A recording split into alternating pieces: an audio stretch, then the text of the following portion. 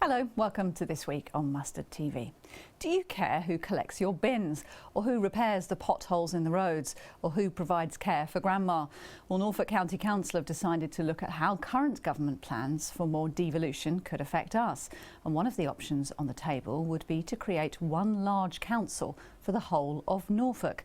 So what could it mean for us? And would we even notice a difference if it happened? Here to discuss the issue is Toby Cook, who leads the UKIP group on the County Council, Cliff Jordan, the leader of the Conservative group, and Rupert Reid, who's the Green Party's National Transport spokesperson. Now, Toby Cook, you've proposed this at the County Council. What have you proposed and why?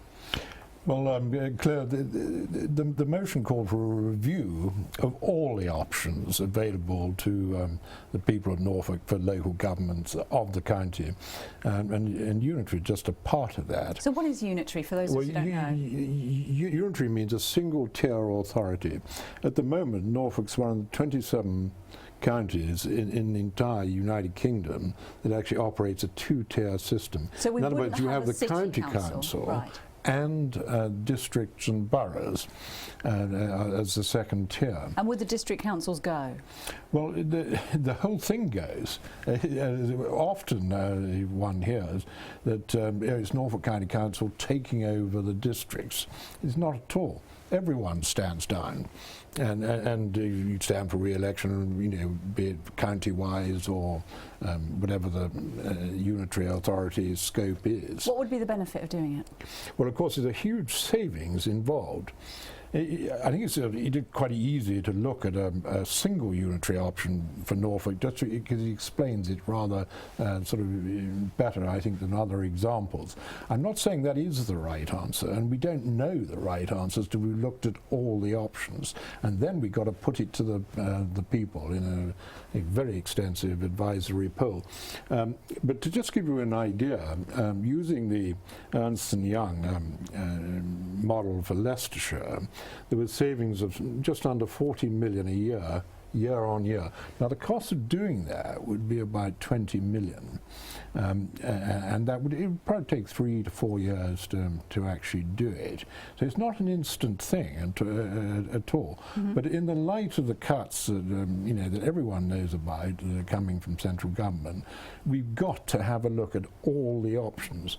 And until we know what the figures for all the options, just you were mentioning it, 2 unitary, or the savings that could be made with the devolution bill with, say, Suffolk and Norfolk getting together, we don't know what they are. But ultimately, I think it's going to come down to the fact that it's what's going to give the maximum savings, or enough savings to secure the public services that people not only expect but what they want as well. Well, let's ask Cliff Jordan. I mean, Toby Cook has mentioned £40 million in savings a year. It sounds quite good, doesn't it? Yeah, it sounds very good. I mean, Toby would be a good author of a fiction story, actually. A lot of these things, it sounds really great. Some unitary councils have worked very well. Others haven't. Bedfordshire, for instance, wish they'd never gone unitary. They got poorer services. The population are very unhappy with the whole result. So it depends. When we've done this twice, we've been through this twice. You've been through the process of looking at it? In Norfolk, yes, twice. Both times it sets the authorities against each other, bad blood caused. It really did upset the whole workings of the private sector, the voluntary sector, as well as local authorities against each other. So is the problem internal political wrangling then? I don't know what the problem is. The problem is my own constituents didn't want to lose the district council. That's where the sticking point in my particular instance. That's what happened. And there was a big, irrelevant of whether I was for or against, there was a big push to stop that from happening. But that was multiplied on a little. There was a whole myriad. of things that just went on in the city in particular. Well, let's ask The Rupert city Reid. just erupted. Well, let's ask Rupert Reid. You were in favour in 2008 of a Norwich unitary authority. Yeah. What do you think now? What do you make of the idea now?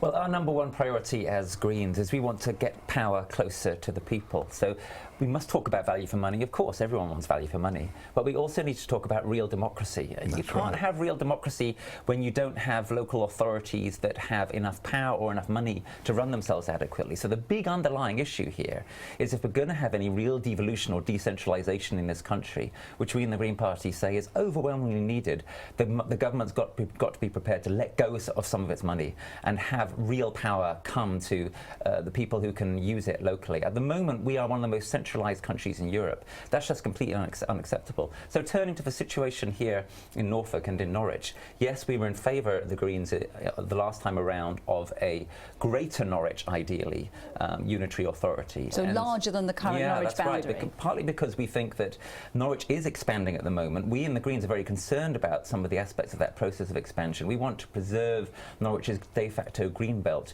You can probably only really do that, actually, if you have a larger local authority that takes in some of that area. But if we're going to have an expanded Norwich, then obviously we can't have a unitary Norfolk. So I think the unitary Norfolk plan is quite flawed. Norwich is very different from the rest of Norfolk. We need to have a separate authority for Norwich.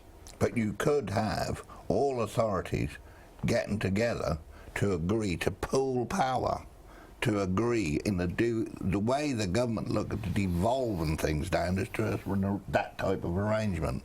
But they also, you could do it from county to county, and you could have 2 or 3 counties together. I can't quite see how that would work because the populaces are different.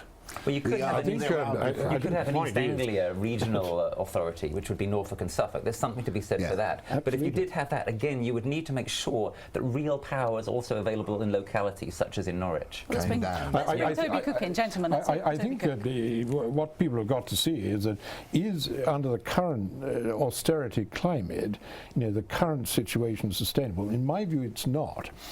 You've got 8 chief executives, all paid an absolute fortune, over 400 paid councillors for Norfolk, and the representation per capita is something like 1 in councillor for every 2,000 people. If you look at some of the bigger authorities, you're getting up to 1 in 10,000 people. So there's plenty of scope for cutting it down.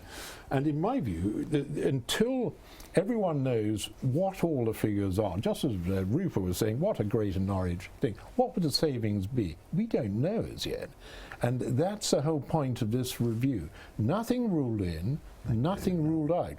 And both Cliff and Rupert have said, look, we don't actually know what the Norfolk and Suffolk combining together, what the savings would be there.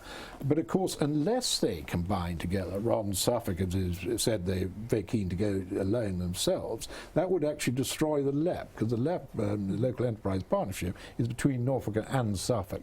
And I think it's critically important to keep that together, because it's actually been a very powerful and a very effective organisation for the benefit of Norfolk. You raised the point about 8 chief executives. Is this about people trying to save their jobs or to hold on to their council seats, Cliff Jordan? It's about democracy. Democracy costs money.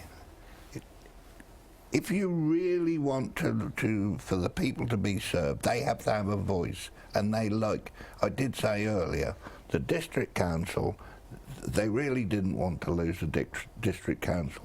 They're aware of all these costs, but Breckland shares a chief executive with South Holland in Lincolnshire. So there you can do arrangements. That's what I was talking about earlier. You can do that, but you don't have to do this big hammer. By the way, they do know all these figures. As I said earlier, we went through unitary twice. Would people notice a difference? Would people notice a difference if it happened? Well, yes, there would be a difference. Of course there would. But it's, what sort of difference? I think the first thing to get through, we've got to look at what all these options are. At the same time, the consequences, and then consult the people. Now, I'm sure Cliff would be in favour of that. Yeah. He should be. Because let the people decide, because the consequences, say, maintaining the status quo, I think that's going to mean, if you want to preserve all the services, then that's going to mean huge rises in council tax. And as you know, is this sustainable? So is it only about believe it is. maintaining current services, or can you improve the service if Well, you go obviously, unitary? services can be improved. We've got to remember, in the case of Norfolk County Council, so far we've had £245 million of cuts since 2010-11, and then another 200 to come. And you simply cannot do that through council tax rising, because I mean, it'd be absolutely huge. So we've got to look at other things. Of course, there are efficiencies, ways of making all the services efficient, but it's getting more difficult, and it's going to be emphasised this autumn when all the service committees at Norfolk County Council are going to be producing what is in effect their services, what it's going to look like with 75% of their budget. Rupert Reid, can we put the council tax up? I know the Green Party sometimes make that proposal, don't they? Toby Cook says we can't afford to put the council tax up. Well, in sort of proportion we're talking about. Yeah. What we need, as I said before, basically, we need much more funding for local government in this country. We have a Westminster problem in this country. But are people prepared to pay for it? Well, I think when you ask people, do you want better services, do you want a better local NHS, do you want better local transport, etc., are you willing to pay for actual concrete things? Then people will often say yes. So what we need to do is to reverse some of these austerity cuts, and there's no way around it. This government, the Conservative government that Cliff, of course, supports, is the one that is starving local authorities of funds, and you can't have real local democracy unless you have those kinds of funds. So if the government is serious about devolving power down to localities, they're starting in Manchester now, they're doing some stuff in Cambridge, we want to have the same thing happening here in East Anglia. If the government's serious about it, they have to be willing to let us have more money here, and that's what it really boils down to. That what we say in the Greens is, let's have real local democracy, and that means people being able to decide locally what we spend our money on. For example, we should be the ones who make the final decision about the incinerator. We should be the ones who make the final decision about the NDR. We should be the ones who have a lot more say over how things get spent in our health services, in our schools. That's what we want, a real decentralisation. I think I'm terribly sorry, we will come back after the break, but we are out of time for part one. Stay with us. We'll be talking more about all these issues, and we'll also be asking if Norwich should have an elected mayor.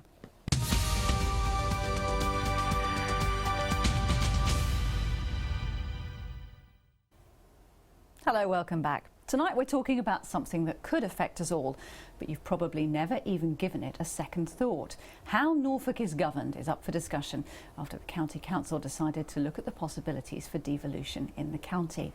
The government's committed to creating a northern powerhouse, but what about the east? Manchester's taken control of the NHS budget there, but it has to elect a mayor in order to do so. So how should Norfolk be run? And would we notice an improvement in services if things were to change? Debating the issue this evening is Toby Cook, UKIP County Councillor. Cliff Jordan is with us also from the Conservatives, and Rupert Reid from the Green Party. So we'll start with that issue about Norwich. Should we have an elected mayor for Norwich to get more of those powers back into the city? Well, You're laughing, Cliff. I did actually think it didn't make much difference. No. An elected mayor is in effect the leader of the authority, being if it currently in Norwich City Council, and anything it wouldn't be the council electing him. It would obviously be the electorate, but. I'm not sure it would really make much difference. It's not the government is not insisting on a mayor. I know they want one in Manchester, but I don't think there's a mayor of Cornwall, which is the latest thing. But I can't see it actually making it's not a sticking point. What I think people have got to be aware about is that government in devolving powers and the money, as Rupert was talking about quite rightly, it's probably going to be a lot less money than what they were spending in Whitehall, but certainly locally I think it would be spent much more efficiently, because the government have got to stick to what they've said now, or presumably they will, in cutting their Whitehall expenditure. One of the ways of doing it, of course, is cut the amounts that are given to all the local authorities. So although the money would be coming to it, say 100 million was coming in for one specific project, it probably won't be 100 million, it'll be 80 million, but we can spend it locally. Well, let's ask Cliff Jordan. You're a Conservative. It's Conservative Party policy to have elected mayors and to give more control to cities. Do you agree with that? Would it work in Norfolk and Norwich? I agree with more determination locally. That's what I agree with. Irrelevant how it is, it's up to the public to decide, given a number of issues. But when Rupert says that this government is starving local government of money, that's incorrect. No, it's a fact. The fact is that there isn't the money to be dealed out because we're in a muddle as a country. Therefore, they're trying to square the books, which I totally agree with. You cannot live in debt all the time, and this unitary is all about giving power, but I haven't heard how much money come with it. But I've heard all these powers. The other thing is, when you take Greater London, let's look at London, a big metropolis. They've got a London Authority and the Mayor of London. Then they've got a whole raft of MPs underneath them. Why? They're supposed to be running London. Why aren't they doing the representing to Westminster as well? Not anything. No, what is it all about? There's no need for the whole MPs, thing needs looking at. That's a whole another debate, Toby Cook. Let's ask Rupert That needs Reid. looking at. Cliff Jordan says there's not enough money to go round. Well, look, this is a big discussion where we need to get into the economics of it and how money's created in the first place and so on. But in very, very simple terms, to answer Cliff's point, we can say this. The cuts to local government have been much harsher than the cuts in almost any other area. Why is that? It's because central government think they can get away with it. They palm it off on local government, and it's local government who have to carry the can when their services are not so good. It's a terribly unfair way of doing things. We have to be prepared to fund local government better. Now, as to the question as to whether we should deliver that local government through a mayor or not, we in the Greens are a little bit sceptical of whether mayors actually deliver you very much, which isn't there already through a good local authority and good local democracy. Look at Manchester, for example. It seems really unfair that a mayor is being imposed on the people of Manchester just a couple of years after they said that they didn't want it. So we're sceptical of the way that the government is going about this. We would like to see the government being much more serious about delivering real power locally, and that means delivering real money locally, not keeping on cutting local government budgets. So this review will happen in the county council. What are some of the options? You know, let's think about positive examples for the future. How could it work? The endless option. Norfolk and Suffolk, we've already spoken about a single unitary, two unitary authorities, three unitary authority. What would anything three after authorities mean? you basically have Norfolk divided into three.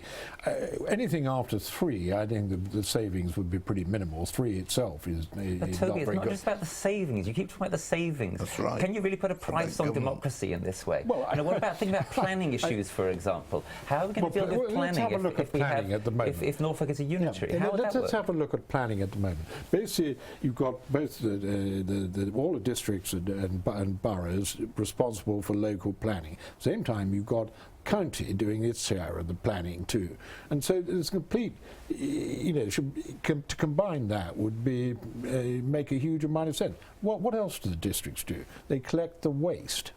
Now, in my view, the most efficient way is to have a single waste authority for Norfolk.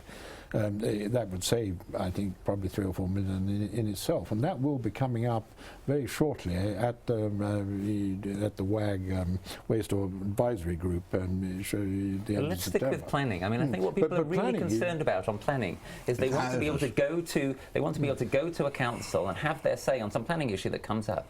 And how is that supposed to work if the whole county is one unitary authority and you seem to have lost really your relationship to a locality? You've just got Norfolk is almost 1 million people. You know, well, hang on. You're reinventing the wheel. You're reinventing the wheel because years ago the county used to do planning, and that was got rid of and put to districts because of the very thing that Rupert's on about. Yeah, exactly. The public were absolutely aghast. They couldn't have a say in it.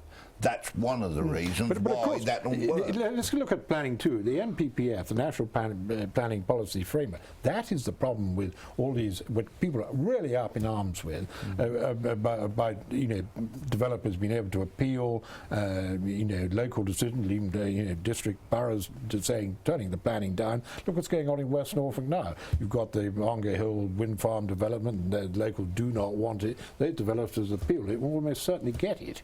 So the whole framework's got to be changed, but that would be a Westminster thing. And what I'm saying is that what Westminster should do when they make those kinds of determinations is relocalise them. And I think that if we had a whole county doing planning, then we would be much too centralising. Do we think people actually understand these issues, understand what a unitary status might mean? Do they care enough? Well, I think they're the first thing. This is the whole point of this review, is that I'm quite sure they don't at the moment. But by once you've had the review, in my view, there'll be the next 6 months really getting the message out what all these options are, what the savings are, Yeah, but your what the review consequences, is not what the open enough. Oh, it'd be totally It's not open enough. I tried to put an amendment to it, and they voted against it. Well, that the was amendment stupid. was Just one at a time. One at a was to time. rule out unitary. No, Well, it yes, did. because unitary, don't forget what the government said. This is about devolving power. Unitary weren't part of Oh it. yes, it is. No. I mean, you haven't read what the you government haven't said. read the bill. Yes, I have. Well, I've you been obviously written in the haven't, protest Cliff. of reading it. I mean, your idea the other day, the best you could come up with, the Conservatives to save money, in that discussion you and I had with the political assistants here, was to abolish parish councils. Well, that didn't get you any good at what all. I said to Gentlemen. you was you're in process of doing that. What I said. Gentlemen, can you see how actually sometimes the public might get a little frustrated? It sounds like political infighting, Exactly. and they might But let the question people whether. decide. That's my view. And the whole thing, Claire, is that once the review's done, you can then give the information to the public, disseminate it to all the internet and everything. And then, in my view, what should happen is a local advisory poll as the first stage to see what the people of Norfolk want. And it would no doubt differ very widely, say, in Norwich or Yarmouth or Lynn or somewhere. And that would give the politicians an idea of what they should be, or taking account of what the people are saying. Rupert, I think what are until people that's saying done, to you about what they want in terms of local democracy and how they're governed? Well, we should have a local advisory poll, and perhaps more than just advisory. What we in the Green Party want to see is a People's Constitutional Convention, which would give people, ordinary people, a chance to actually have their say and be involved in the determination of these decisions. These decisions must not be imposed from top down. That would be a complete disaster. They've got to have legitimacy. Can They've I got to just come involve in the just a people moment? in the making of those decisions as to how people are going to be governed in the future. Right. Absolutely. There's Rupert's absolutely spot on that point. And what I mean by a local advisory poll is not sort of thing you have for the budget consultation, but everyone who wants to participate in it. And this would you're not actually allowed a referendum under the Local Government Act for this particular subject, and so it has to be a local advisory poll. But there's a company now called Skynet, that is an international company, where in discussions that officers at Norfolk County Council had with them, you could get a poll of 500,000 people over the space of a month or so. It's not, one day at the polling booth sort of thing, and it's far cheaper than a referendum. But everyone would be registered, everyone would have the chance to vote. And I think, and I couldn't agree more with both Cliff and it's absolutely critical that that's done as the first step, as in the bottom-up process. Gentlemen, Agreement is breaking out. we're almost out of time. Just briefly, would any of you fancy the job of Norwich Mayor if it was going? Who would like to be the Mayor of Norwich? Cliff, would it suit you? Absolutely. Bring back Speedway. Like I say, if the Greens have our way, there won't be a mayor here. No, but quite. of course, if there is, then we'll be standing for it and fighting hard to win it. Norwich is an increasingly green city. All right, gentlemen, thank you very much. It's been a really, really interesting debate this evening, and I'm sure the debate will go on. That's all we've got time for, though. Remember, you can add your voice to the debate. You can contact us on Facebook or on Twitter. We're at Mustard This Week. Next week, we're talking about Norfolk's exam results, so do join us then.